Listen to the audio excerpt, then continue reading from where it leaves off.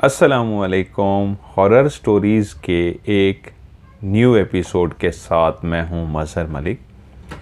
Thank you so much and love you so much आप सबके प्यार भरे फीडबैक का।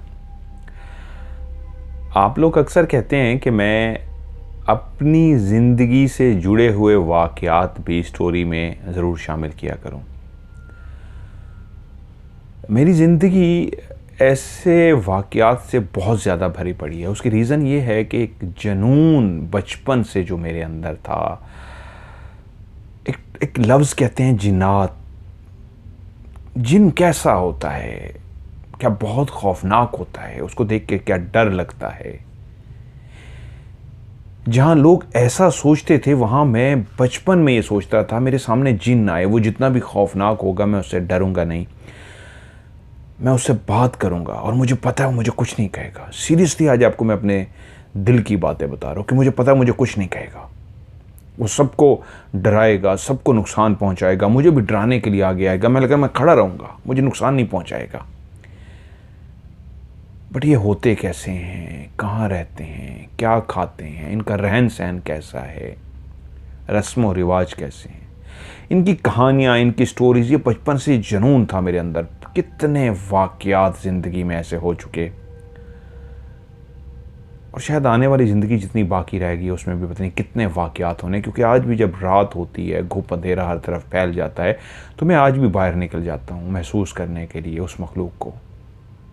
जिस भी कंट्री के अंदर हूँ, उस कंट्री की मखलूक को महसूस करने के लिए। क्योंकि जिस तरह हम अपने मुल्क में रहते हुए हमारे मुल्क की ज़बान चेंज होती है, इसी तरह हर मुल्क के अंदर उनकी ज़बान भी चेंज होती है। जैसे सऊदीया में रहने वाले अरबी बोलते हैं, यहाँ अमेरिका में रहने वाले इंग्लिश बोलते हैं, पाकिस्तान इंडिया में रहने वाले उर्दू बोलते हैं।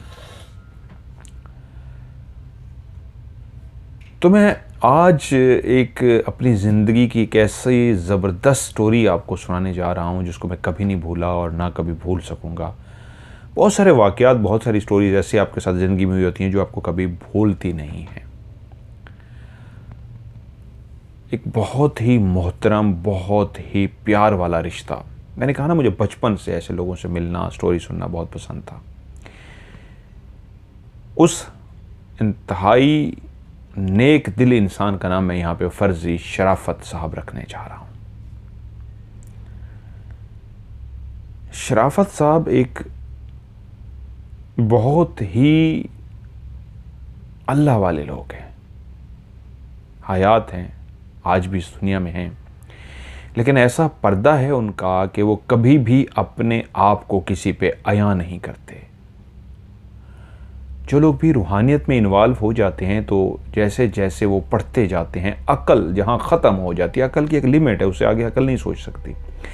अक्ल जहाँ पे सोचना बंद करती है तो वहाँ पे ज़ुबान का ज़िक्र, वो जो वजीफ़े का विर्द है, फिर वो आपके दिमाग के आगे ऐसे ऐसे राज खोलता है जो अगर आप किसी को बता दें तो वो पागल हो जाए, मानने को तैयार नहीं होगा। वो कहेगा अनबिलीवेबल, नहीं ये नहीं हो सकता। और वो वाकई आपकी आंखें ऐसा कुछ देखती हैं जो आम इंसान नहीं देख सकता, और वो रूहानियत की पहली सीढ़ी होती है। और अगर वो आप जो कुछ देखते हैं आके बता दें बाहर लोगों को, तो फिर आपसे वापस ले लिया जाता है, फिर आपको नज़ारे वो नहीं मिलते। इसलिए जब जब आपको नज़ारे मिलते हैं तो आपके अंदर फिर आजिज़ी, इनकसारी आती है, मोहब्बत आती है, अल्लाह के मखलूक से प्यार होता है, अल्लाह से इश्क होता है। यही रूहानियत है। तो शराफत साहब के साथ मैं जब बैठता था, उनको पता था इसको यंग था, जुनून था, जिन्नात, सीखना, किताबें लेके उनके पास पहुंचता था, वो देखते थे, मुस्कुराते थे। वक्त के साथ साथ मुझे राज कुछ पता लग गए उनके साथ रहते हुए। तहज्जुद गुजार थे, 5 वक्त की नमाज़ पढ़ते थे, इंतहा के प्यार करने वाले बंदे थे। लोगों से इतनी इतनी इतनी गर्म जोशी से मिलते, ऐसे हाथ पकड़ते कि ऐसे प्यार से मिलते कि इंसान का बार बार दिल करता कि उनसे मुलाकात हो। यूँ समझिए, उनसे मिलने के बाद एक एनर्जी महसूस होती अपने अंदर, ताकत सी आ जाती, यकीन कामिल बढ़ जाता। तो उनके साथ रह रह के उनकी सोहबत में बहुत कुछ सीखने को मिला। तो मैं बहुत सारे ऐसी बातें थोड़ी बहुत ही जान गया था उनकी ज़ात के बारे में जो कोई नहीं जानता था। तो वो मुझे बस एक ही उन्होंने बात कही थी, इस राज को राज रखना, कभी किसी को बताना नहीं। मैं एक ऐसा शख्स हूँ जिसकी ड्यूटी है और वो अपनी ड्यूटी निभा रहा है, उसको ड्यूटी निभाने देना। अगर तुमने मेरी वजह से कुछ सीख लिया है थोड़ा सा भी, तो अगर तुम मुझे कहीं भी आया करोगे तो मेरा तो कुछ नहीं होगा। मुझे तो सब यही जानते हैं कि एक आम सा इंसान है, इसको तो सही तरीके पढ़ना ही नहीं आता, इसको क्या पता। लेकिन तुम जो कुछ थोड़ा बहुत सीख चुके हो ये भी ज़ाय कर दोगे। बस इसकी यही शर्त है, मैं गुमनाम हूं तो मुझे गुमराम रहने दोगे। मैं कहा ठीक है शराफत साहब। एक दफ़ा हम कहीं गए और इकट्ठे ही थे, मुझे उनकी सोहबत का मौका मिला, उनकी कंपनी का मौका मिला। मैं बहुत ज़्यादा खुश था कि एक ऐसी हस्ती के मैं साथ हूँ। जवानी में बहुत खूबसूरत होते थे, बहुत खूबसूरत। मैंने उनकी तस्वीरें देखी जवानी की। अब तो माशाल्लाह बहुत उम्र हो चुकी, बुज़ुर्ग हो चुके हैं और दाढ़ी वगैरह रखी हुई है, सफ़ेद दाढ़ी है। तो जवानी में क्या खूबरू, क्या खूबसूरत होते थे। लेकिन तरबियत वालिदैन ने ऐसी की थी कि बचपन से ही नमाज कुरान की पाबंदी थी, 5 वक्त की नमाज कभी अपनी मिस नहीं करते थे। जवानी तक पहुँचते पहुँचते एक ऐसी सिफ़त उनके अंदर आ गई थी कि अल्लाह के साथ हर वक्त हम कलाम रहते, उसकी तस्बीह की सूरत में मोहब्बत, आजिज़ी, इनकसारी, इबादत सब उनके अंदर उस वक्त तक आ चुकी थी। और मेरी उस सोहबत में जब मैं उनके साथ एक दफ़ा था तो मैंने फरमाइश की कि ज़िंदगी की कोई ऐसा वाक़या सुनाइए। मुझे पता है आपकी ज़िंदगी वाक़यात से भरी पड़ी है, तो मैं सुनना चाहूँगा। रात का टाइम था, हम कहीं बैठे थे, मौसम ऐसा खूबसूरत हो रहा था कि एंजॉय कर रहे थे उस मौसम को, तो सोने को अभी ज़रा दिल नहीं कर रहा था। तो मुझसे बोले, हाँ चलो तुम्हारे बहुत ज़्यादा इसरार करने पे एक कहानी सुना देता हूँ। कहते मैं जवानी के दिनों की बात है कि मैं जवान था और अपनी ज़िंदगी की मसरूफियात में बिज़ी था कि मैं उनका मकाम, शहर वो कुछ भी नहीं आपको बता रहा, पाकिस्तान में ही उनकी रिहाइश है, इससे ज़्यादा कुछ भी नहीं। दूर उनके कहीं रिश्तेदार रहते थे, वहाँ से उनका फ़ोन आया। मोबाइल का दौर तो नहीं था। उन्होंने पैगाम भिजवाया कि फ़लाँ जो लड़का है उसकी तबीयत शदीद ख़राब है, हम काफ़ी इलाज व मुआलजा करा चुके हैं, डॉक्टरों के पास जा चुके हैं, हकीमों के पास जा चुके हैं, कहीं से कोई इलाज नहीं हो पा रहा। 1 हफ़्ता ही हुआ है, 1 हफ़्ते के अंदर अंदर बच्चे की हालत इतनी ख़राब हो गई, इतना कुछ हो गया है कि समझ ही कुछ नहीं आ रहा। उसके हाथ पाँव मुड़ जाते हैं और उसकी मुंह से अजीब सी आवाज़ें निकलती हैं और उसको हम पकड़ने की कोशिश करते हैं तो उसके अंदर से ताकत आ जाती है। पीर फ़कीर के पास भी लेके गए हैं तो वो तो कहते हैं इसके अंदर जिन्नात है, समझ नहीं आ रही है क्या है। अब क्योंकि शराफत साहब का शो नहीं था कि वो इस तरह के मामलात में इन्वॉल्व हैं, तो उन्होंने उनके वालिद साहब को पैगाम भिजवाया था कि आप प्लीज़ तशरीफ़ लाइए और आके देखिए क्या मामला है बच्चे के साथ। रिश्तेदार थे तो वालिद साहब ने शराफत साहब से कहा, जानते थे, वालिद थे, बहुत कुछ उनसे सीखा था, कि जाओ जाके चक्कर लगाओ। शराफत साहब कहते हैं सर्दियों के दिन थे और वहाँ जाने के लिए हमारे उस छोटे से शहर के अंदर एक ही ट्रेन आती थी। बसें तो जाती थीं लेकिन वो बड़ा लंबा सफ़र था। तो ट्रेन का ही जो सफ़र था वो एक बेहतरीन सफ़र था इतनी दूर जाने के लिए। तो मैंने यही फ़ैसला किया कि मैं ट्रेन से ही जाता हूँ।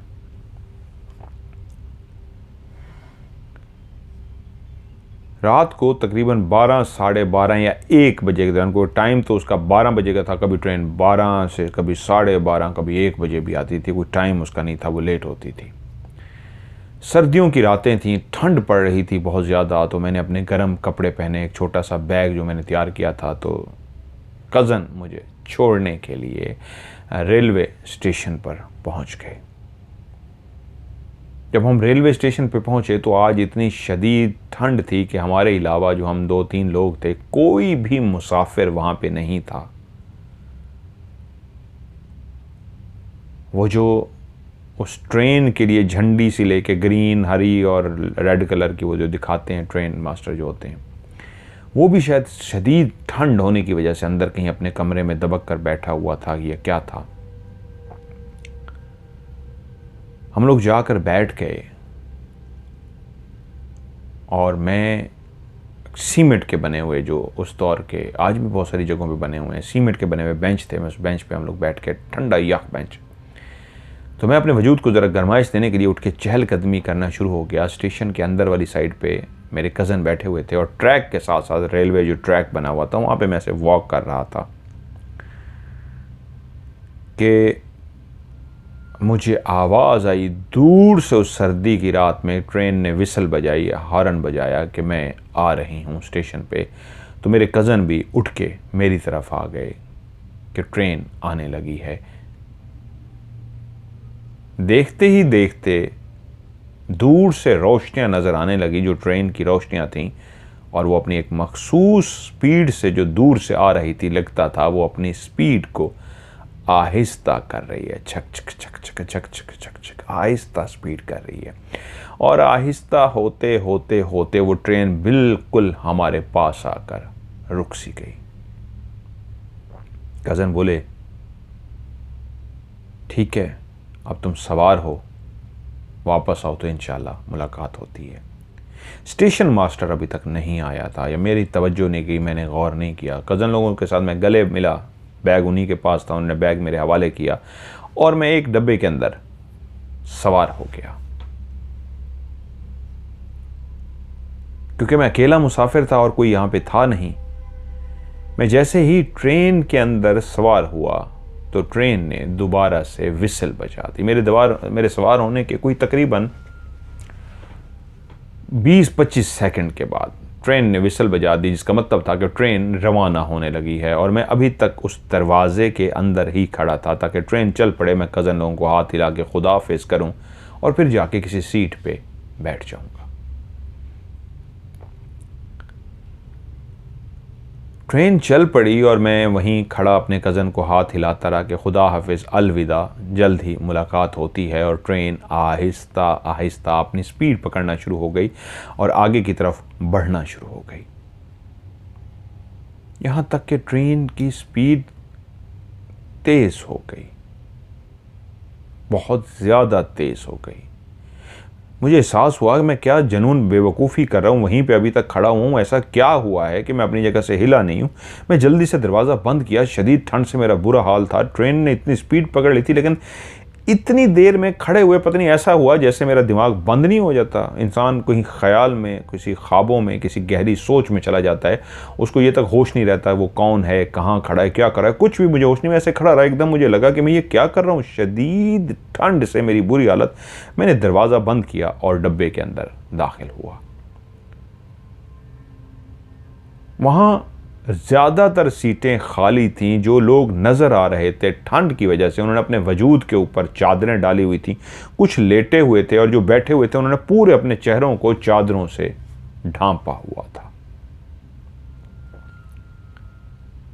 लेकिन डब्बे खाली जिस तरह थे तो वो सब उन सीटों पे लंबे हो गए थे, यानी कि सो गए थे। अब मैंने जगह देखी, इधर देखा, इधर देखा, जितने लोग हैं सोए पड़े हैं, जगह नहीं। मैं यूं जगह ढूंढते ढूंढते ढूंढते काफी आगे चला गया। अभी तक जितने लोगों को मैंने देखा था सब के सब सो रहे थे, लेकिन सब के सब ने चादरें ली हुई थी।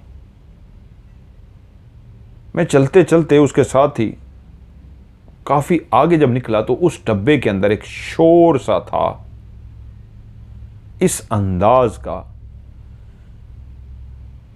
जैसे कोई खुशी का माहौल हो और सारे बहुत ज़्यादा खुश हों। तो मैं यहाँ तो कोई सीट ना मिल सकी, तो यही सोचते हुए कि इनकी तरफ जाऊँ, यहाँ शायद कोई सीट हो, कोई जाग भी रहा है। ट्रेन के अंदर रोशनी थी और मैं जैसे उस एरिया में दाखिल हुआ तो जितने भी लोग बैठे थे जो बातों में मसरूफ़ थे, मैंने उनको जैसे ही देखा तो ये पहली दफ़ा था कि मैं उनके चेहरे देख रहा था। उससे पहले जितने भी थे थोड़े से हिस्से के अंदर, मतलब डब्बा काफ़ी बड़ा होता है, 2-3 बर्थ इधर की जितनी थी वहाँ पे सो रहे थे। मैं आगे बढ़ा तो कपड़ा इन्होंने लगाया हुआ था उस कपड़े को मैंने क्रॉस किया तो आगे एक रौनक सी थी। सब आपस में खुशगपियों में मसरूफ़ थे, औरतें, बच्चे, बूढ़े, जवान सारे वहाँ पे मौजूद थे। लेकिन मैंने उनको जैसे ही देखा तो मैं ठठक गया। वो जितने के जितने वहाँ पे बैठे हुए थे उनमें किसी की शक्ल भी इंसान की तरह नहीं थी, टोटली चेंज शक्ल थी। उनके नाक की जगह पे सिर्फ एक छोटा सा सुराख था, नाक था ही नहीं किसी का। कान उनके लंबे लंबे और बाहर की तरफ निकले हुए थे। थोड़ी की जगह पे चूंच सी बनी हुई थी। उनका चेहरा गोल नहीं था, चूंच वाला चेहरा था। और सारे अजीबो गरीब, सबसे अहम बात, नाक की जगह पे सुराख, छोटा सा मुंह, आंखें बहुत बड़ी और सर का ऊपर वाला हिस्सा भी बहुत बड़ा। जैसे आजकल एलियन नहीं, मैं अपनी तरफ से कह रहा हूं, उन्होंने उस वक्त ये जुमला नहीं कहा था। ये बिल्कुल वही नक्शा बनता है जैसे एक एलियन होता है। नीचे से धड़ बिल्कुल छोटा, सर काफी बड़ा, मुंह बिल्कुल छोटा, आंखें बहुत बड़ी, नाक की जगह पे सुराख और सर वाला जो हिस्सा है बहुत बड़ा, उस पे लंबे से कान। और ये सब आपस में बातें कर रहे। और जब मैंने उन सबको देखा तो मैं एकदम हैरान रह गया कि ये मैं कहाँ आ गया हूँ, ये तो इंसान नहीं है।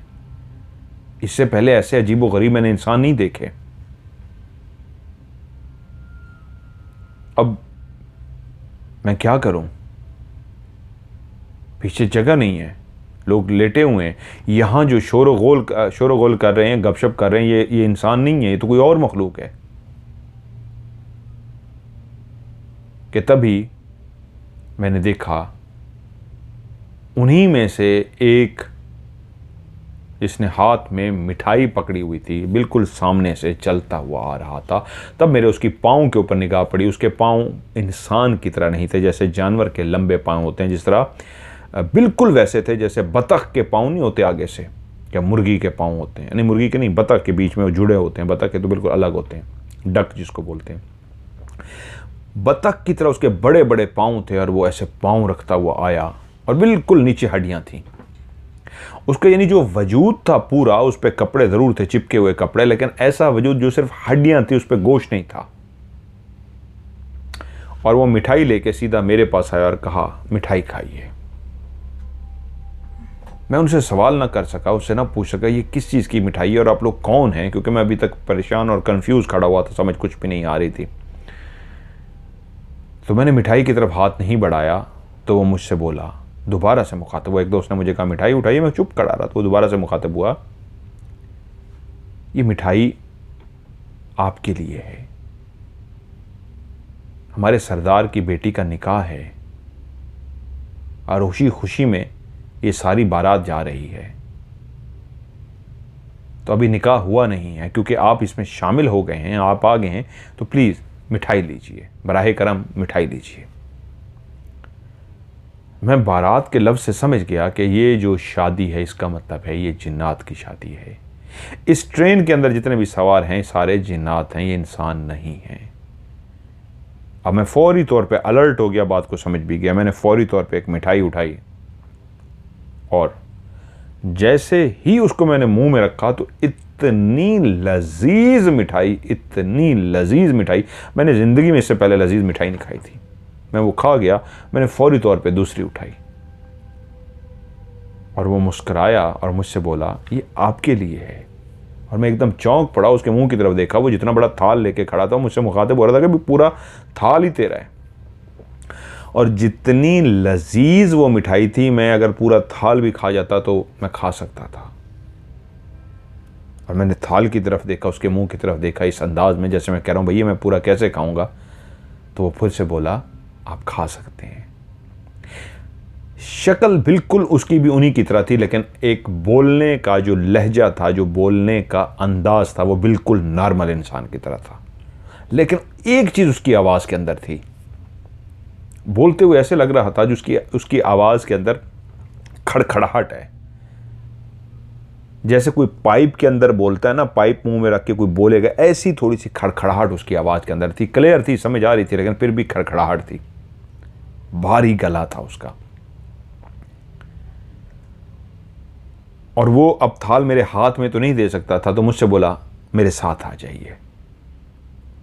मजबूरन कोई भी मेरी तरफ नहीं देख रहा, सब अपने अपने कामों की तरफ हैं। ये नीचे शरारत हुई है, सब अपने अपने कामों की तरफ हैं, मतलब गपशप कर रहे हैं, बातें कर रहे हैं। वो मुझे लेके आगे चल पड़ा और मैं उसके पीछे पीछे चलना शुरू हो गया जहां वो मुझे लेके जा रहा था।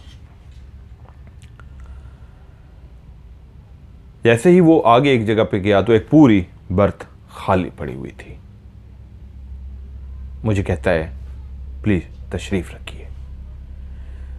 मैं जाके उस बर्थ पे बैठ गया और उसने वो थाल मेरे सामने रख दिया कि मैं जितना खाना चाहूँ वो मेरे लिए थी मिठाई।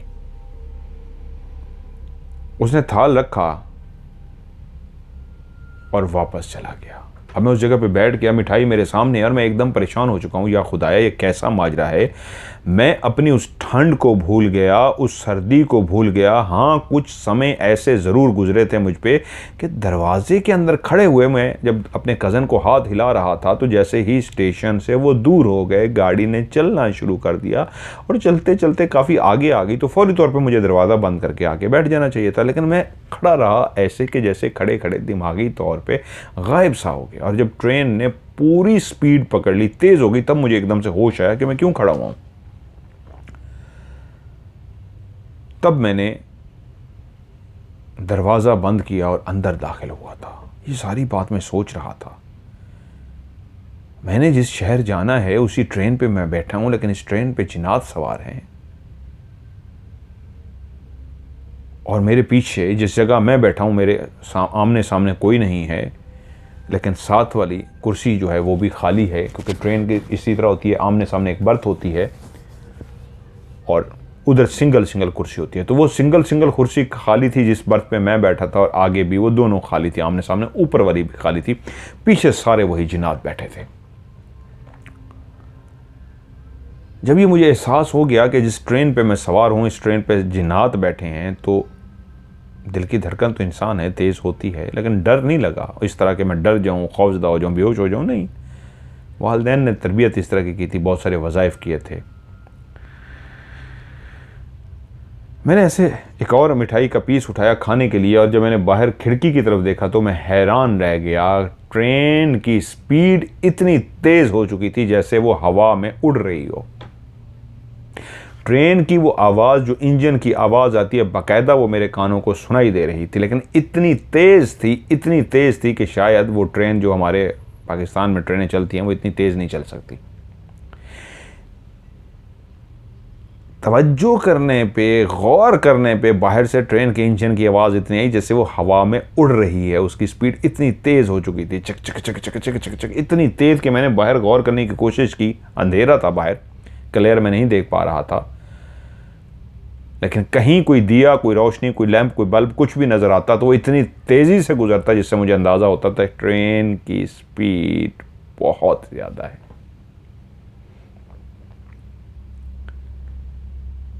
अब मैं खामोशी से बैठा हुआ हूँ कि मैं ट्रेन में सवार हो गया हूँ और चेहरे अब मुझे उन सब के जो मैं देख चुका था, अजीबो गरीब से चेहरे थे। लंबे से मुंह, नीचे से चूंज की तरह, बाकायदा चूंज की तरह बनता था। यानी जो ये चिन होती है, थोड़ी बोलते हैं जिसको चिन, ये चूं हमारी तो गोल होती है ना, वो चूंज की तरह थी। वी होता है, जैसे वी की चूंज होती है, इंग्लिश का वी, उसकी चूंज थी। ऊपर बड़ा सा सर था, बड़ी बड़ी आंखें, छोटा सा नाक, सुराख नाक नहीं था, अंदर को घुसा हुआ एक सुराख सा होता है। बिन मानेस मंकी के खास नस्ल होती है, उनका नाक नहीं होता, अंदर ही घुसा होता है, उससे भी अंदर घुसा हुआ नाक और छोटा सा मुंह, गोल सा ऐसे मुंह। जब वो खोलते आपस में बातें कर रहे थे, गोल सा छोटा सा मुंह खुलता। हाथ उन सबके लंबे लंबे थे, बाजू उनके लंबे लंबे थे, बाजू के आगे जो हाथ थे इंसान की तरह हाथ थे, लेकिन बिल्कुल ऐसे जैसे चिमगादड़ के हाथ होते हैं। यानी उंगलियां तो थीं लेकिन साथ में एक झिल्ली भी थी। अंगूठे से इस उंगली तक एक झिल्ली होती है, जिस तरह चिमगादड़ के हाथ में बाकायदा इस तरह झिल्ली भी थी। उनके हाथ चिमगादड़ की तरह थे बिल्कुल, और पाँव भी यूं समझे जिस तरह चिमगादड़ के हाथ होते हैं उसी तरह उनके पाँव थे, जिसको मैंने बतख के पाँव कहा। अब वो ट्रेन में सारे बच्चे भी वैसे हैं, बूढ़े भी वैसे हैं, जवान भी, औरतें भी, सब वैसे हैं, और ट्रेन हवा में उड़ती जा रही है। मैं बैठा मिठाई खा रहा हूँ।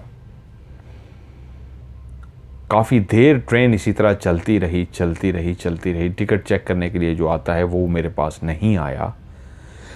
कि मैंने देखा ट्रेन ने फिर से इस अंदाज में विसल बजाई है, सीटी बजाई है, जिस तरह ट्रेन चलते हुए या रुकते हुए किसी स्टेशन पे बजाती है, कि फिर से उस तरह ट्रेन ने आवाज़ हॉर्न की आई कि मैं समझ गया कि ट्रेन या तो कोई जंक्शन आ रहा है, रुकने जा रही है।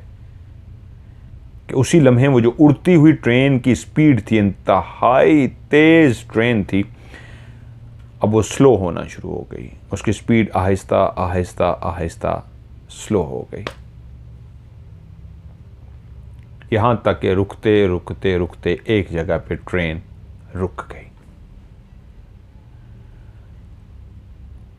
अब जब ट्रेन रुक गई तो जितने भी पीछे वो जिन्नात बैठे हुए थे वो सब के सब उठना शुरू हो गए। जब ट्रेन रुक रही थी तभी सब उठना शुरू हो गए, इस अंदाज में तैयारी करना शुरू हो गए कि अब उनका जंक्शन, उनका स्टॉप आ गया था, रेलवे स्टेशन आ गया था, उन्होंने वहाँ पे उतरना था। वो सारे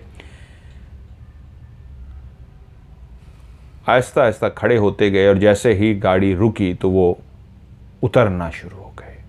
मैं अपनी जगह पे बैठा रहा। थोड़ी देर तक जितनी भी ट्रेन में मुसाफिर थे, जो लेटे हुए थे मुझे उनका नहीं पता, लेकिन जो बैठे हुए थे, जितने भी बातें कर रहे थे, वो सब के सब उतर गए। मैं सिर्फ अकेला बच गया।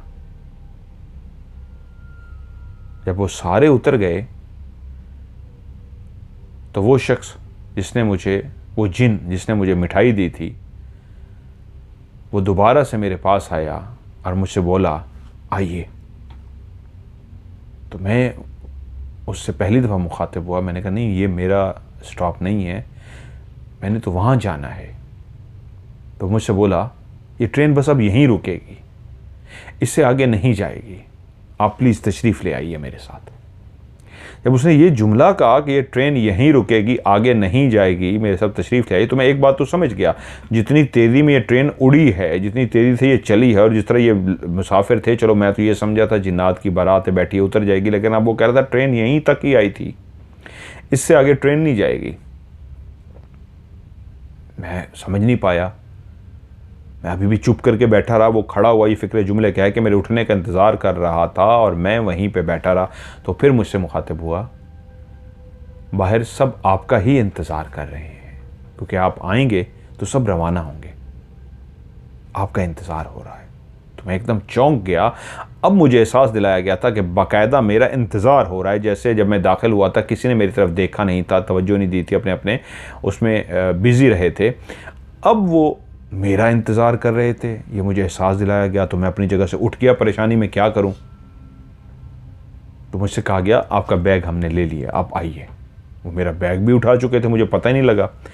अच्छा, मैं जैसे ही ट्रेन से बाहर निकला हूं तो पता लगा कि हम एक ऐसी जगह पे उतर रहे हैं जो पहाड़ी सिलसिला है और वहाँ पे कोई भी रेलवे स्टेशन नहीं है। ट्रेन रुकी हुई है, इंजन स्टार्ट है, उसकी लाइटें जल रही हैं, डब्बे के अंदर की लाइटें जल रही हैं, लेकिन कोई रेलवे स्टेशन नहीं है। जब मैं बाहर उतरा हूं तो रेलवे स्टेशन की तरफ बाकायदा फ़र्श तो वैसा था जैसे रेलवे स्टेशन के बाहर ईंटों का, पुराने दौर में ईंटों का, ईंटों से ईंटें जोड़ के, बारीक छोटी वाली ईंटें, बड़ी वाली नहीं, ईंटों को जोड़ के फ़र्श बनाया जाता था, वैसा ही फ़र्श था, लेकिन कोई इमारत नहीं थी। और मैं जैसे ही नीचे उतरा तो देखा वो सारी बारात जो अंदर बैठी थी वो सारे के सारे नीचे उतर के खड़े हुए थे। और मैं जैसे ही नीचे उतरा तो आवाज़ आई, चलिए रवाना होइए। अब वो सारे इस अंदाज में चल पड़े कि मैं उस शख्स के साथ आगे आगे चल रहा हूं और बाकी सारी वो मखलूक मेरे पीछे पीछे चल रही है। अब उसको जिसने मुझसे मुखातिब किया था, जिसने मुझे थाली दी थी मिठाई की और मुझे बुलाने आया था, अब मैंने उसको गौर से देखा तो उसकी थोड़ी के नीचे थोड़े थोड़े बाल भी थे, जैसे दाढ़ी नहीं होती, थोड़े थोड़े ना होने के बराबर छोटी छोटी उसकी दाढ़ी भी थी। अब हम पैदल एक पहाड़ी रास्ते के ऊपर हम चलते हुए जा रहे हैं। उन्होंने रोशनी के लिए लालटेन टाइप पकड़े हुए हैं, हाथ में उनके एक डंडा है मुख्तलिफ लोगों के हाथ में डंडा है, डंडे के साथ लालटेन को बांधा गया है और लालटेन ऊपर किया गया है, और उन लालटेन की रोशनी में रास्ता देखते हुए हम सारे आगे बढ़ रहे हैं। बढ़ते बढ़ते बढ़ते हम काफ़ी चलते रहे। चलते चलते चलते मुझे ट्रेन के पीछे चलने की आवाज़ नहीं आई, जैसे ट्रेन रुकी हुई थी। हम पहाड़ों के अंदर चलते चलते चलते एक ऐसी जगह पे पहुँचे कि वहाँ इस अंदाज में घर ही घर थे, घर ही घर थे, लेकिन छोटे छोटे घर, जिन घरों को देख के मैं परेशान हो गया।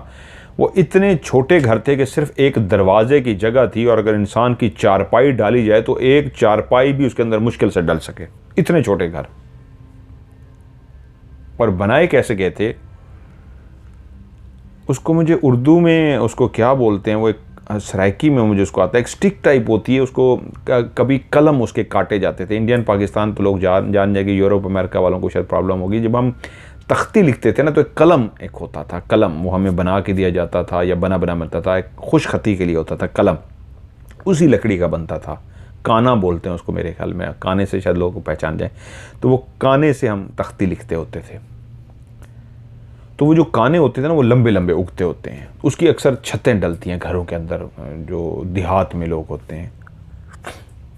या वो मॉडर्न तो अब तो लकड़ियाँ आ गई हैं, पहले घरों में दरवाज़ों के आगे उन कानों की एक बनी हुई चिक होती थी, चिक बना के भी डाली जाती थी, उन कानों की होती थी। उन कानों को जोड़ के गोल जोड़ के एक छोटा सा घर बने हुए थे। ऊपर उसकी छत डाली गई थी, और छत किस चीज़ की डाली गई थी, जो उसको क्या जो वो क्या होते हैं, भैंसों का एक चारा होता है, उसमें एक येलो से होते हैं, तूड़ी नहीं, तूड़ी तो बारीक बारीक होती है।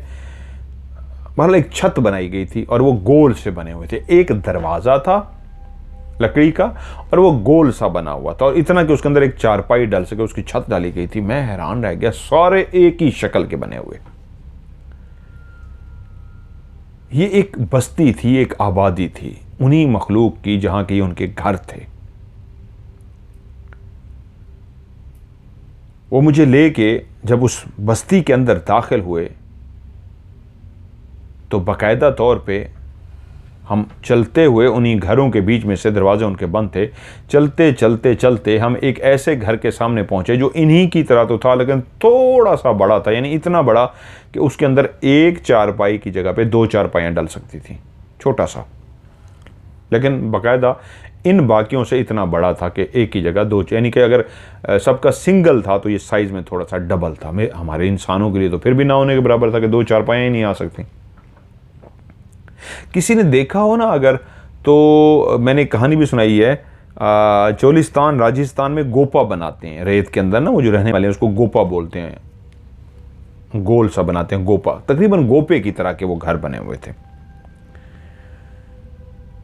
मैं जब उसके बिल्कुल सामने पहुंचा तो वो दरवाज़ा खुला, हम जाके रुक गए एक जगह पे, हम जाके खड़े हो गए। मैं आगे था, बारात सारी पीछे थी, कि वहीं पे एक शख्स उसी बड़े से घर के साथ ही जो खड़ा था, उसने एक जिस तरह हड्डी नहीं होती गोल सी, और वो बजाते हैं, इंडिया में भी इस तरह का वो एक बजा रहे होते हैं, ऐसा उसने मुंह से सामने रखा और उसने ज़ोर से बजाना शुरू कर दिया।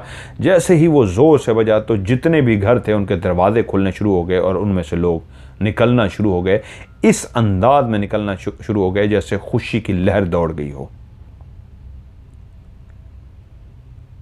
और लोग हर घर के अंदर से 4, 5, 3, 4 जितने थे सब घरों से ऐसे निकलते, एक रश सा पड़ गया, और सबके चेहरे खुशियों से दमक रहे थे। सबके कपड़ों से ऐसा लगता था जैसे उनकी कोई ईद है, कोई उनका इवेंट है, कोई उनका खुशी का दिन है, क्योंकि शादी थी उनकी।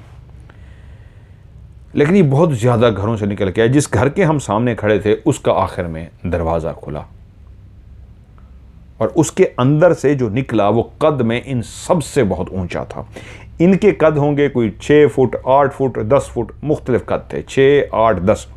लेकिन जो अंदर से निकला उसका कद तकरीबन कोई 15 से 20 फुट होगा, और बहुत ही चौड़ा। हैरत की बात यह थी वो छोटे से दरवाजे से निकला था,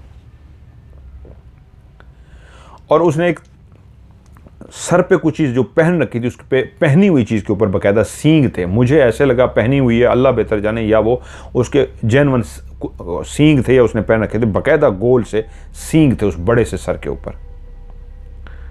वो जब बाहर निकला, उसने सबको देखा और मेरी तरफ देखा, तो बाकायदा वो झुक के उसने मुझे सलाम किया। मैं परेशान, वो मेरी ज़बान बोल रहा था, मैं परेशान हो गया। मुझसे बोला, शरीफ साहब आपको खुशामदीद कहते हैं, मैं इस कबीले का सरदार हूँ और आपके शुक्रगुजार हैं कि आप हमारे यहाँ तशरीफ़ लाए। आप ही का इंतज़ार हो रहा था, बस यही एक ख्वाहिश थी कि बारात जब रवाना हो तो बारात के साथ आप भी आ जाएं ताकि आप निकाह पढ़ा सकें, क्योंकि हमें पता लग गया था कि आप तशरीफ़ ला रहे हैं। अब मुझे अंदाज़ा हुआ कि मुझे जो बुलाया गया था वो निकाह पढ़ाने के लिए बुलाया गया था, लेकिन अभी तक ये क्लियर नहीं था किसकी शादी है, बादशाह का बेटा है या बादशाह की बेटी। ये सरदार था जिन्नात का। बादशाह के इंतज़ार में सारे खड़े हुए थे। तभी बादशाह ने बाकियों को ऊंची आवाज़ में खुशामदीद कहा और इस अंदाज में कोई ज़बान बोली जो मेरी समझ में नहीं आई। और वो ज़बान बोलने की देर ही थी कि जुमला कहा कि सब के चेहरों पे खुशियाँ आ गईं और सारे एक दूसरे से गले मिलना शुरू हो गए और बारात को जिस तरह वेलकम करते हैं बाकायदा वेलकम करना शुरू हो गया और वहाँ पे ढोल बजने शुरू हो गए। ऐसे ढोल बजने शुरू हो गए, ऐसे खुशियाँ शुरू हो गई जैसे शादी पे खुशियाँ होती हैं। बहुत सारे जिन्नात अपने हाथों में हाथ दे के एक दूसरे को पकड़ के गोल गोल जैसे घूमते हैं, बकायदा ऐसे एक दूसरे को पकड़ के गोल गोल घूम रहे थे, गप्पे मार रहे थे। एक ऐसी शादी पे खुशी का रौनक का माहौल बन गया था कि मुझे बादशाह, वो जो सरदार था, मुझसे मुखातिब हुआ, आप आइए अंदर कुछ देर आराम फरमा लीजिए। वो अंदर दाखिल हुआ और मैं उसके पीछे उसी छोटे से घर के अंदर दाखिल हुआ। लेकिन मैं जैसे ही दाखिल हुआ मेरी आंखें खुली की खुली रह गईं। वो छोटा घर जिसके दरवाजे से दाखिल होने से पहले मैं सोच रहा था 2 चारपाइयाँ मुश्किल से इसके अंदर आ सकती हैं, जब मैं अंदर दाखिल हुआ तो एक पूरा महल था। महल जैसे बड़ा एक महल होता है, ऐसा जैसे इंसानों के यहाँ बड़ा महल होता है। उसके अंदर दाखिल होते ही एक बहुत बड़ा हॉल था और हॉल के उल्टे हाथ पे सीधे हाथ पे कुर्सियां ही कुर्सियां लगी हुई थी। उसकी छत पे इंतहाई कीमती फानूस लगा हुआ था जिसके अंदर हीरे जवाहरात की तरह के पत्थर लगे हुए थे, जैसे कोई बादशाह अपने दरबार पे अपने घर में लगवाता है। दीवारों पे भी हीरे जवाहरात की तरह के पत्थर लगे हुए थे। जो कालीन बिछा हुआ था वो इतना नफीस, इतना कीमती और इतना खूबसूरत था कि मैंने अपनी ज़िंदगी में इतना खूबसूरत कालीन नहीं देखा था। मैं उस कालीन पे उनके पीछे चलता चलता चलता जब आगे पहुंचा तो आगे 2 दरवाजे थे, लेफ़्ट पे भी राइट पे भी। वो जो लेफ़्ट वाला दरवाज़ा था वो मुझे लेके उसके अंदर दाखिल हुए तो अंदर बाकायदा कमरों का एक सिलसिला था। मैं उनके पीछे चलता हुआ गया और एक कमरे तक मैं पहुंचा। उनने जब उसका दरवाज़ा खोला तो उसका दरवाज़ा ही इतना स्टाइलिश, इतना कीमती, इतना खूबसूरत था जैसे कोई सोने का बना हुआ दरवाज़ा। मुझे नहीं पता वो सोने का था या लगता था सोने का बना हुआ हो। भारी भरकम दरवाज़ा जब खोला गया तो अंदर एक ऐसा आलीशान रूम था जैसे किसी 7 स्टार होटल में भी इतना खूबसूरत कमरा नहीं हो सकता जो उसका कमरा था। और उसका जो मैंने बेड देखा तो बेड बाकायदा सोने का बना हुआ था। बेड की जो लकड़ी होती है वो बाकायदा जिस तरह सोने की होती है वो सोने का बना हुआ था।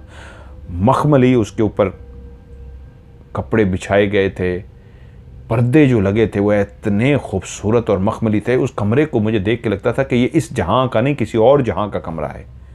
ऐसा कमरा तो किसी बादशाह को भी हमारे इंसानों की दुनिया में नसीब शायद ना होता, जितना खूबसूरती से कमरे को बनाया गया था।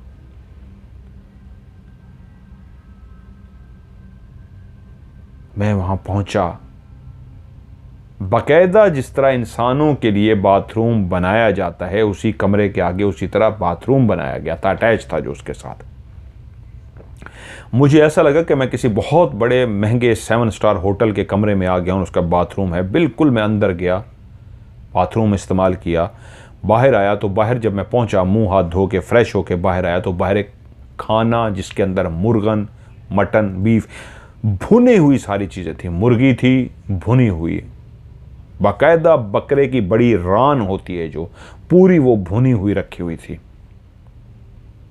इसी तरह एक थाली के अंदर गोश्त रखा हुआ था, चिकन भुना हुआ रखा हुआ था, साथ में मिठाइयां रखी हुई थी, बटेरे तक भुने हुए रखे हुए थे। कुछ परिंदे थे शायद जो भुने हुए पक के रखे थे, मैं उनको नहीं समझ सका। उनकी खुशबुएं मुझे पागल कर रही थी, ऐसी खुशबू आ रही थी, इतनी ज़बरदस्त खुशबू आ रही थी कि मैं सोच भी नहीं सकता था। मुझे भूख नहीं थी, लेकिन शायद कोई मिठाई का असर था कि मैं इतनी मिठाई खाई थी, मुझे भूख नहीं होनी चाहिए थी, मुझे भूख लग चुकी थी। मैं बैठा और खाना शुरू किया तो पहले लुक़मे पे अंदाज़ा हुआ कि ये दुनियावी खाना नहीं है, ये तो ऐसा लगता है किसी और दुनिया से आया हुआ लजीज तरीन खाना है। इतना लजीज कि मैंने इससे पहले लजीज खाना नहीं खाया था। बहुत ही लजीज खाना। उसके बाद मैं अभी खाना खा ही रहा था कि मेरे लिए एक मशरूब के लिए एक जग जो होता है, शीशे का बना हुआ जग भरा हुआ था किसी मशरूब से, लाल कलर का मशरूब था। उसमें क्या था, वो जग रखा गया और कहा ये स्पेशल आपके लिए, हमारी मेहमान के लिए, आप ये ज़रूर पीजिए। साथ में 2 जग और भी रख दिए गए जिसमें दूध का जग था। एक लाल कलर का मशरूब जो था वो मुझे समझ नहीं आया, एक पानी का जग था, दूध का जग था और एक लाल कलर वाला। कहा ये स्पेशल हमारे मेहमान के लिए है। उन्होंने भरा गिलास के अंदर भर के रख दिया। मैंने गिलास उठाया और उसको जैसे पिया तो मैं हैरान रह गया। ये एक नया टेस्ट था, मीठा था, लेकिन इससे पहले मैंने ये नहीं पिया था। किसी फ्रूट का नहीं था, किसी जूस नहीं था, ये क्या था, ये कैसा शरबत था, लेकिन कमाल शरबत था। उसका कलर ऐसा था जैसे हम यहाँ दुनिया पे रूह अफ़ज़ा पीते हैं, रूह अफ़ज़ा का शरबत बनाते हैं, तो इसी तरह का ही था कलर में, लेकिन जायका बहुत चेंज था। ऐसा जायका जो दुनियावी जायका नहीं है। मैं खाना खा चुका, मैं फ्रेश हो चुका, तो थोड़ी देर के बाद फिर से एक अंदर दाखिल हुआ और बोला, अगर आप बादशाह सरदार कह रहे हैं, अगर आप रेस्ट करना चाहें तो आप रेस्ट कर सकते हैं, और अगर आप इजी हों तो आप बाहर हमें ज्वाइन कर सकते हैं, आप बाहर आ जाएं। मैंने कहा नहीं, मैं इजी हूँ, मैं सोना नहीं चाहूँगा, मैं बाहर आना चाहूँगा। वो मुझे लेकर बाहर चले गए। बाहर अब इस अंदाज में, वो जो गले पहले मिल रहे थे, जिनको मैंने आखिरी दफ़ा गले मिलते हुए, खेलते कूदते, खुशगपियाँ करते हुए देखा था, अब वो ऐसा लग रहा था कि सब उनको कोई ना कोई अपने घरों में ले गया। एक रश कम हो गया था, अभी लोग थे लेकिन बहुत कम रह गए थे कि बादशाह बाहर एक तख्त पर बैठा हुआ था। उससे पहले मैंने उस तख्त को नहीं देखा था। जब मैं दाखिल हुआ था ऐसा लगता था वो तख्त अभी अभी लगाया गया है, बहुत बड़ा तख्त।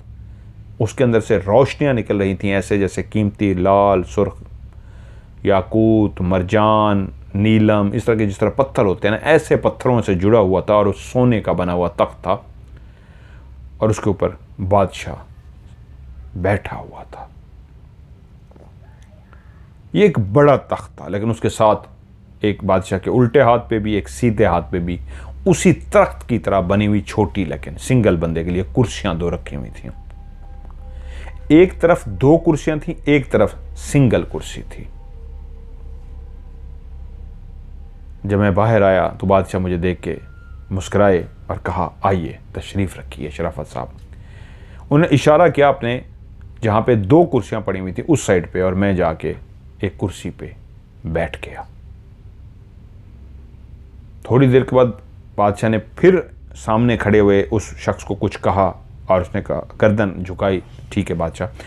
और वो जाके फिर से उसने वो जो बजाते थे, वो अजीब सी चीज़ बजाते थे, उन्होंने वो एक चीज़ बजाई, तो उसके बाद फिर से लोग घरों से निकलना शुरू हो गए और सारे घरों से बाहर आ गए।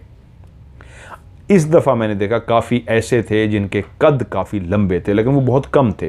कुछ ऐसे भी निकले जिनके कद बहुत छोटे थे, बोने कद के होते हैं जिससे। कुछ नॉर्मल कद के थे, किसी का कद 8 फुट, 10 फुट, 15 फुट वाले भी देखे, लेकिन वो बहुत कम थे, 3-4 होंगे शायद।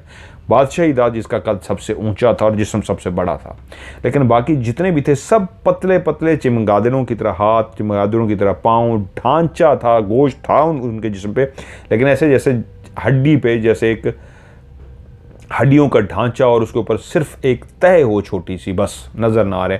जैसे कोई भूख से ऐसे मुल्क हैं जहाँ पे खाना नहीं मिलता और भूख से उनके जिस्म पे हड्डियाँ नज़र आ रही होती हैं, बस सिर्फ एक टुकड़ा, एक मास्क सा होता है, कुछ भी नहीं होता, ढांचा होता है। ऐसे ढांचे थे वो सारे, बहुत ही कमज़ोर से, पतले पतले से, और ऊपर से जैसे मैंने उनको बताया कि नाक की जगह पे सुराख था, छोटा सा मुंह, बड़ी बड़ी आंखें और सर बड़ा सा और कान बाहर की तरफ निकले हुए। जब सारे लोग आ गए तो एंड पे एक घर के अंदर से लड़का इस अंदाज में चलता हुआ आया जिसकी चाल से मुझे अंदाज़ा हुआ कि उसके साथ 2-3 लोग चल रहे थे। वो शायद लड़का था जिसका निकाह होना था, और वो चलता हुआ आया, बिल्कुल मेरे पास आया। उसने खड़े होकर मुझे आदाब किया, मैंने उठ के उसको आदाब किया। वो मेरे साथ वाली कुर्सी पे बैठ गया, और उसकी थोड़ी देर के बाद बादशाह वाले घर से ही, जिसे मैं भी निकल के आया था, एक लड़की जो बिल्कुल इन्हीं की तरह शक्ल सूरत की थी, उसको 5-6 लड़कियां लेकर बाहर आ रही थीं, और उसको लाके भी दूसरी जहाँ पे एक अकेली कुर्सी पड़ी हुई थी वहाँ पे बिठा दिया गया।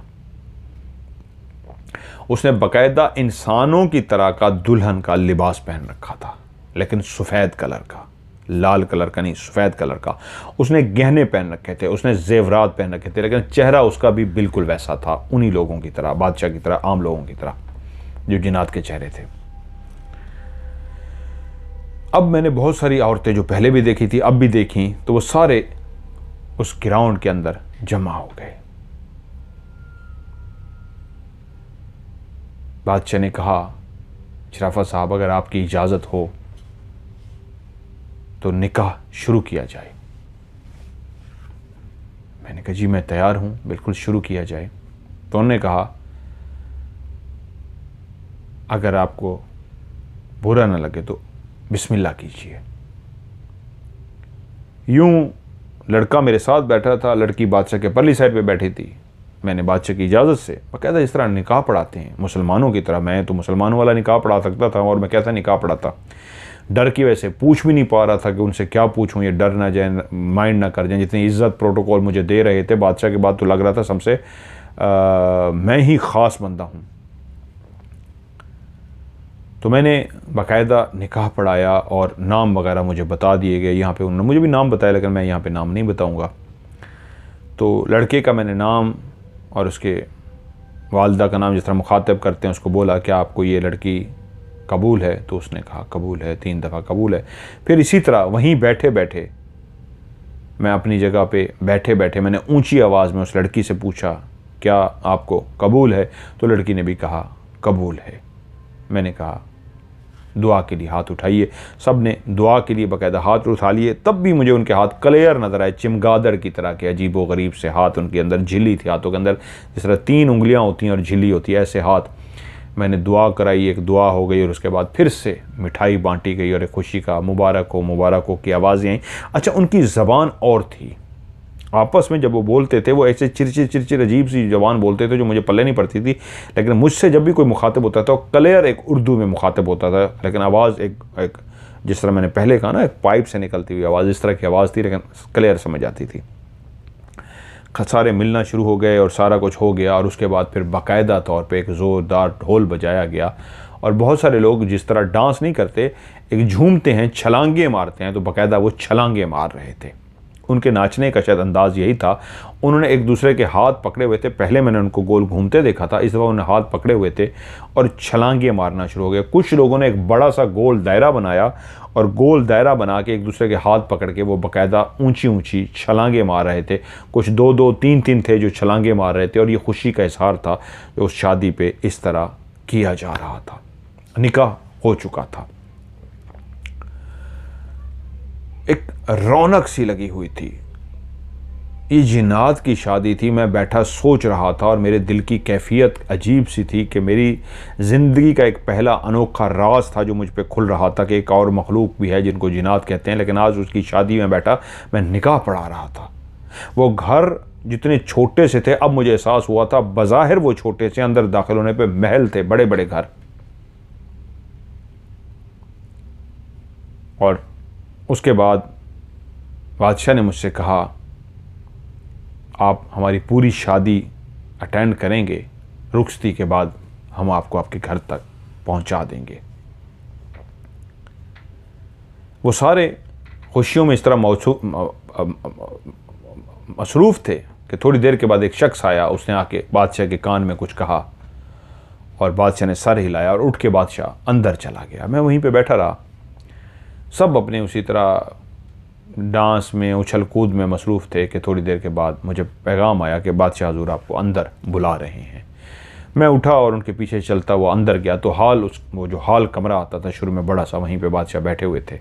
मुझे देख के खड़े हुए और मुझसे कहा कि हमें जो इस वक्त पैगाम आया है कि वो ये है, आपकी ज़रूरत हमें बहुत थी और आप आए, हमारी ख्वाहिश थी कि आप पूरी शादी यहाँ पे अटेंड करें, लेकिन अभी पीछे से पता लगा है कि आपके वालिद साहब की तबीयत जो है वो थोड़ी नासाज है, तबीयत बेहतर नहीं है।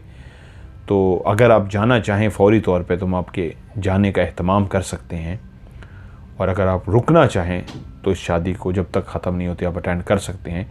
लेकिन क्योंकि हमें फ़ौरी तौर पे ये पता लगा है उनकी तबीयत नासाज है, बेहतर नहीं है, तो आपको जैसा लगे। हम ये नहीं कहेंगे आपसे कि आप यहाँ से जाएँ, क्योंकि हम तो चाहते हैं आप शादी में शिरकत करें, लेकिन क्योंकि तबीयत नासाज होने की वजह से आपको जो बेहतर लगे। तो मैंने कहा नहीं, मुझे फ़ौरी जाना होगा, क्योंकि मैं तो असल में वहाँ जाना चाह रहा था जहाँ पे मेरे एक रिश्तेदार हैं, उनके बच्चे के साथ हुआ है। तो बादशाह बोला अब वो ठीक हैं। वो इसलिए किया गया था कि हमारा राब्ता नहीं हो पा रहा था, तो जिनसे हमने राब्ता करना था इसी तरह ही हमने राब्ता किया कि उस बच्चे के ऊपर साया डाला गया, और हमें पता था कि जब ये साए की खबर आपके वालिद साहब तक पहुँचेगी तो वो ज़रूर हम तक राब्ता करेंगे। और जब हमारा उनसे राब्ता हुआ तो जब वो आपको भेज रहे थे तो वो जानते थे कि आपको यहाँ पे भेजा जा रहा है, और जो ट्रेन में लोग बैठे आपको देख नहीं रहे थे, यहाँ पे भी लोग आपको गौर से नहीं देख रहे, वो सबको पहले से ही बता दिया गया था कि बादशाह के ख़ास मेहमान आ रहे हैं। सरदार के जो ख़ास मेहमान होते हैं उनकी ताज़ीम ये होती है कि उनको कोई आंख उठा के भी नहीं देखता, इसलिए किसी ने आपको आंख उठा के भी नहीं देखा। फिर भी हमारी तरफ से कोई बात बुरी लगी हो तो हम आपसे माफ़ी मांगते हैं, क्योंकि मतलब वो मुझे कहना ये चाह रहे थे कि हमारी ताज़ीम होती है जो बादशाह का मेहमान होता है। बादशाह, मेरे मुंह से लफ्ज़ निकल रहा है, सरदार का जो मेहमान होता है उसकी ताज़ीम ये होती है उसको आंख उठा के कोई भी नहीं देखता। लेकिन फिर भी कोई हमसे गलती होगी हो तो हमें माफ़ फरमाइएगा। मैंने कहा नहीं, आप लोगों से कोई गलती ना हुई, मुझसे कोई गलती होगी तो ज़रूर माफ़ फरमाइएगा। मैं बहुत इंजॉय किया है, बहुत अच्छा लगा, मैंने पहली दफ़ा देखा। और क्योंकि मेरे ऊपर भी ये राज खुल रहा था कि राब्ता वालिद से था, वालिद ये जानते थे, लेकिन वालिद ने मुझे नहीं बताया था। अब उनकी तबीयत थोड़ी सी ख़राब हो गई थी, तो उन्होंने कहा अब जैसे आपका हुक्म। मैंने कहा मुझे फ़ौरी तौर पे रवाना किया जाए। उन्होंने कहा चलिए आइए। बादशाह वहाँ से बाहर आए, एक 8-10 लोग उस तरह के जो जिन्नात थे वो बादशाह के साथ थे। बादशाह चलते चलते चलते एक बस्ती से, वो जो एक बस्ती थी उस बस्ती से काफ़ी दूर आ गए और मुझसे बोले बस मैं यहाँ तक आपके साथ आया हूँ, पीछे उनको देखना है, आप उनको मेरा सलाम कहिएगा और एक छोटा सा तोहफ़ा या आप ज़रूर वालिद साहब तक पहुँचा दीजिएगा। एक पोटली थी, उन्होंने पोटली बंद करके, कपड़ा था वो बंद करके मुझे दे दी। वो वालिद साहब के लिए थी, मैंने इसलिए सवाल जवाब भी नहीं किया। मैं रवाना हुआ और बाकी लोग जो आए थे, बादशाह चला गया, वो 8-10 मेरे साथ चलते हुए ट्रेन तक आए। वही ट्रेन वहीं पे मौजूद थी, सिर्फ फ़र्क ये था उसका रुख चेंज हो चुका था, वापसी की तरह बिल्कुल वैसी थी। अल्लाह बेहतर जाने वही थी क्या, मुझे नहीं पता। मैं उस ट्रेन पे जब सवार हुआ तो अकेला उस ट्रेन के अंदर मैं बैठा था और ट्रेन पे कोई सवार नहीं था। मैं जैसे ही ट्रेन पे सवार हुआ, ट्रेन ने सीटी बजा दी और ट्रेन आहिस्ता आहिस्ता चलना शुरू हो गई। मैं इस दफ़ा दरवाजे में नहीं खड़ा रहा, जाके बैठ गया था। ट्रेन ने आहिस्ता आहिस्ता स्पीड पकड़ी, लेकिन ऐसी स्पीड पकड़ी जो पिछली दफ़ा ट्रेन चल के आई थी लगता था उड़ रही हो, इस दफ़ा तो लगा उससे भी डबल तेज़ है, उससे भी डबल तेज़ उड़ रही है। ट्रेन चलती रही चलती रही चलती रही, मेरा बैग, मैंने वो पोटली अपने बैग में रख दी और मैं स्टेशन के करीब जब पहुंचने वाली थी ट्रेन, उसी तरह उसने विसल बजाई कि मैं स्लो होने लगी हूं और ट्रेन आहिस्ता आहिस्ता स्लो होना शुरू हो गई और मैं उसी ट्रेन के अंदर रेडी हो गया कि पता नहीं अब मुझे उतरना है, क्या करना है। मुझे तो ये भी नहीं पता था, जिस तरह मैं पहले आया था तो उन्होंने कहा था नीचे उतरे, अब तो मैं अकेला था, क्या होगा क्या नहीं। तो ट्रेन चलती चलती जो आहिस्ता होती होती होती होती उस स्टेशन पे आके रुक गई। जब स्टेशन पे रुक गई तो मैंने देखा ट्रेन रुक गई है। अब मुझे फ़ैसला करना था, मैंने उतरना है, बैठे रहना है, क्या करना है, मुझे ये नहीं पता था। तो मैं एकदम से फिर भी मैंने कहा, जिस तरह इंसान कहता है उठ के देखूँ तो सही भाई क्या सिचुएशन है, क्या हालात है, क्या करूँ। तो मैं अपनी जगह से उठा, अब ट्रेन खड़ी हुई है, मैं तकरीबन 1-2 मिनट बैठा रहा कि मुझे खुद समझ नहीं आ रही थी। बहरहाल मैं उठा और बाहर झांका तो बिल्कुल सुबह होने के करीब थी, लेकिन अभी सुबह हुई नहीं थी, लेकिन लगता था कि मज़ीद आधे घंटे बाद शायद सुबह हो जाएगी। रोशनी हल्की माइनर सी, अंधेरा ही था, गुप अंधेरा, लेकिन हल्की सी जैसे रोशनी होने वाली हो। लेकिन जो सामने स्टेशन मौजूद था ये वही स्टेशन था जिससे मैं चढ़ा था, मेरे इलाके का रेलवे स्टेशन था। मैंने जैसे ही देखा तो मैं तो चौंक पड़ा कि ट्रेन रुकी हुई है, ये तो मेरे इलाके का स्टेशन है। और मैंने फौरी तौर पे अपना बैग उठाया और बैग उठा के मैं ट्रेन से नीचे उतर गया। और जैसे ही मैं ट्रेन से नीचे उतरा, ट्रेन ने विसल बजाई, सीटी बजाई और फौरी तौर पे ट्रेन रवाना हो गई।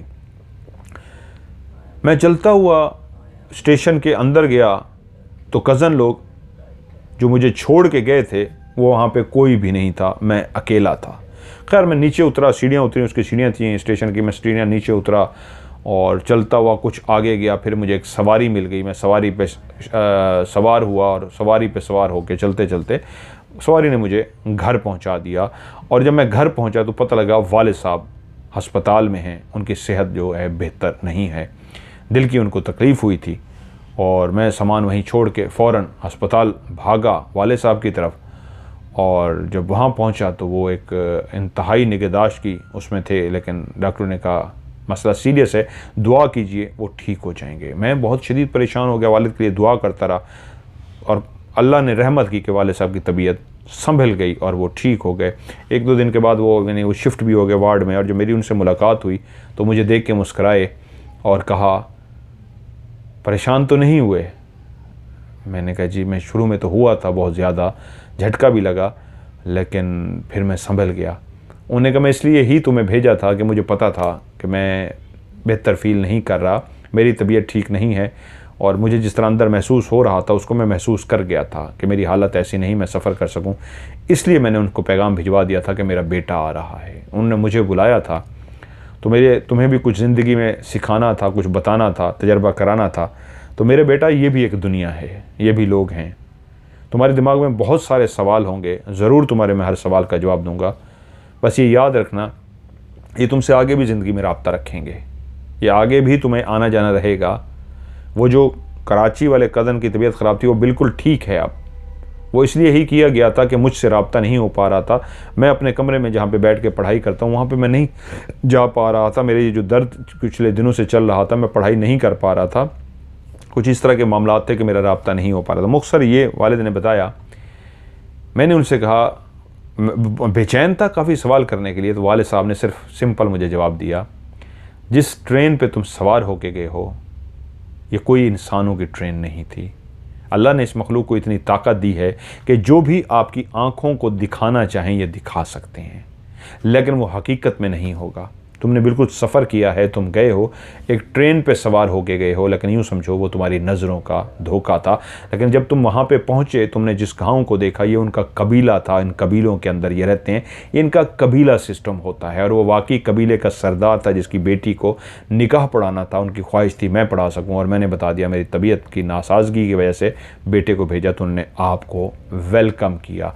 और उसी तरीके वो ट्रेन जो आपको पहुँचा गई है, क्योंकि पहली दफ़ा था तो मैंने उनको कहा था मेरे बेटे पे अभी ऐसे कोई राज अफशा नहीं हुए, तो इसलिए कुछ ऐसा बंदोबस्त करना उसको महसूस ना हो।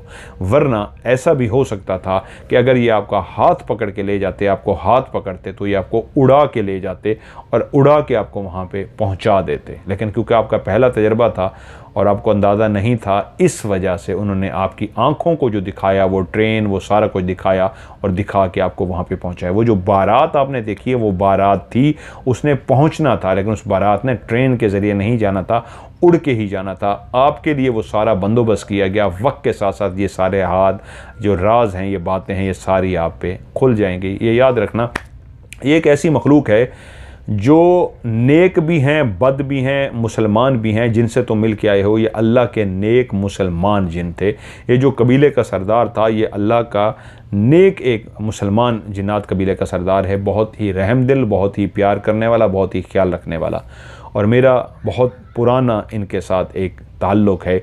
तो जब आप अल्लाह की राह में पढ़ते हो, रूहानियत में आते हो और इस तरह की चीज़ें करते हो, तो आप पे इस तरह के पर्दे आपकी आंखों से हटाए जाते हैं। तो तुम्हारी ज़िंदगी का ये पहला पर्दा था, तुमसे हटाया गया। और हाँ, जो पोटली उन्हें तुम्हें दे के भेजी है, वो ज़ेवरात हैं, वो अपने इलाके में मस्जिद बनाने के लिए दे दो। मैंने खोल के नहीं देखी थी, और जब वाले साहब ने बताया तो उस पोटली को खोला गया तो उसमें से ज़ेवरात थे, और वहीं वो पोटली गाँव की, उस शहर, छोटे से शहर की मस्जिद बनाने के लिए उस ज़ेवरात को बेच के मस्जिद उससे तामीर करवाई गई। और वाले साहब के होते हुए उसी दुनिया में ही थे कि वो मस्जिद हमने तामीर करवाई थी। और उसके बाद वाले साहब अल्लाह को प्यारे हो गए, काफ़ी अर्सा ज़िंदा रहे। लेकिन मेरी ज़िंदगी की वो पहली शुरुआत थी, और वो मैंने पहला ज़िंदगी का एक्सपीरियंस किया था। और उसके बाद फिर ज़िंदगी में बहुत सारे वाक़यात रहे। तो जब मुझे ये कहानी सुना रहे थे, वो मुझे आज भी याद है। तो ये पहली दफ़ा उन्होंने जब मुझे ये वाक़या सुनाया, फिर उसके बाद ज़िंदगी में हमेशा जब भी उनसे मेरी मुलाकात होती, मैं उनसे फरमाइश करता कुछ और, कोई और राज की बात हो जाए। तो मुस्कुराते और मुझे कहते यार क्यों इस तरह करते हो। तो प्यार मुझसे बहुत करते थे। मैं जब भी उनसे फरमाइश करता, मेरे सर पे हाथ फेरते, मुझे कहते बस तुम्हारी ये बातें अच्छी लगती हैं, तुम्हारी ये बातें मेरे दिल में बड़ी अच्छी लगती हैं, ये वाला तुम्हारा काम बहुत अच्छा लगता है। तो फिर मेरी वो बात को ज़िद को मान भी लेते और बहुत कुछ मुझे ऐसी राज और ऐसी बातें बताते। तो आज ये एक राज था खूबसूरत जो उन्होंने मुझे बताया था, और वो मैंने आपको बता दिया। और भी बहुत सारे राज हैं ऐसे ऐसे खौफनाक हैं जो मैं अभी इजाज़त लेना चाह रहा था। आज भी जब स्टोरी में सुनाने लगा हूँ तो मेरी ख्वाहिश थी मेरा उनसे रब्ता हो जाए। तो मैंने उनको व्हाट्सएप पे काफ़ी मैसेज किए, रिप्लाई नहीं आया। तो ये तो मुझे था कि मैं सुना दूँ, कोई मसला नहीं है, मैंने सब कुछ चेंज कर दिया है। अल्लाह के तो कई नेक लोग हैं। लेकिन अगले कुछ जो वाक़यात हैं, मेरी ख्वाहिश थी कि मैं उनसे इजाज़त लेके आपको सुनाऊँ, वो बहुत खौफनाक हैं। उसके बाद ज़िंदगी में बहुत कुछ उनके साथ हुआ। तो वो अब जब इजाज़त मिलेगी थोड़े से गैप के बाद इंशाल्लाह वो भी मैं आपको इजाज़त मिल जाएगी तो वो सुना दूँगा। वो तो सुनेंगे आप हैरान रह जाएंगे। तो ये जो जिन्नात की ज़िंदगी है, इसके जो वाक़यात हैं बहुत हैं। अमूमन लोगों के साथ जो अल्लाह के नेक लोग होते हैं, ऐसे कई वाक़यात होते हैं। ये थी आज की कहानी आपकी फरमाइश पे कि आपने कहा कोई अपनी भी कहानी सुनाइए। समझिए मेरी खूबसूरत ज़िंदगी का एक वाक़या है, कहानी है जो मैंने आपको सुनाई। तो आप लोग भी अपनी कहानियाँ भेजिए, इंशाल्लाह मैं आपकी कहानियों को स्टोरी का हिस्सा बनाऊंगा। आप अपनी कहानी को मेरे व्हाट्सअप नंबर पे लिख के भी भेज सकते हैं और वॉइस में से लंबा सा रिकॉर्ड करके भी भेज सकते हैं। दोनों सूरतों में व्हाट्सअप में वॉइस में से लंबा सा रिकॉर्ड करें या कहानी को लिखें तो आपने अपना नाम, अपना शहर, अपना इलाका रियल बताना है और उसके बाद आगे मेंशन कर देना है कि मेरा नाम ये है, मेरा इलाका ये है, लेकिन आप रियल ही बता दीजिएगा या आप फ़र्ज़ी कर दीजिएगा। ये ज़रूर बताया करें कि मैंने रियल ही बताना, मुझे रियल बताया करें, लेकिन आगे कह दिया करें फ़र्ज़ी बताना है या रियल। जब उसको सेंड कर दें, चाहे लिखा हुआ है या वॉइस मैसेज है, तो फिर से आखिर में एक लफ्ज़ लिखना है स्टोरी, STORY, स्टोरी लाजमी लिखना है। क्योंकि जब मैं मैसेज चेक कर रहा होता हूँ, देखता हूँ सबसे लास्ट में स्टोरी लिखा हुआ है, तो उसको जल्दी से खोल के नंबर दे के सेव कर लेता हूँ और जब आपका नंबर आता है तो कहानी प्रोग्राम में शामिल करता हूँ। व्हाट्सअप का नंबर जिस पे कहानी भेजनी है +92, पाकिस्तान का कोड है 313665550। मैं रिपीट करता हूँ +92 31366 55500। उर्दू में इसको पढ़ेंगे _933136655500। आज की हॉरर स्टोरी से मज़हर मलिक को दीजिए इजाज़त। अपना ढेर सारा ख्याल रखिएगा। खुदा।